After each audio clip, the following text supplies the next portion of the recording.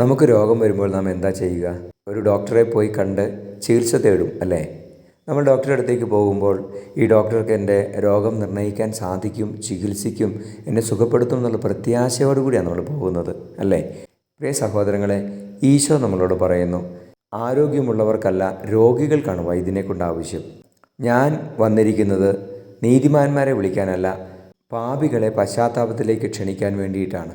ഒരു രോഗാവസ്ഥയിൽ രോഗി എത്രമാത്രം ഒരു ഡോക്ടറിൽ ആശ്രയിച്ച് ചികിത്സ തൻ്റെ അവകാശമായി കണ്ട് ചികിത്സ തേടുന്നുവോ, അതിലും ഉപരി നമ്മുടെ പാപാവസ്ഥയിൽ ഈശോയുടെ കരുണയിൽ ആശ്രയിച്ച് നമ്മൾ ഈശോയിലേക്ക് പോകണം എന്ന് ഈശോ ആഗ്രഹിക്കുകയാണ്. ഫൗസ്തീനായോട് ഈശോ പറയുന്നു, ഏറ്റവും വലിയ പാപിക്കാണ് എൻ്റെ കരുണയിൽ ആശ്രയിക്കാൻ ഏറ്റവും വലിയ അവകാശം. അപ്പോൾ പാപാവസ്ഥയിൽ ദൈവകരുണ നമ്മുടെ അവകാശമാണ്.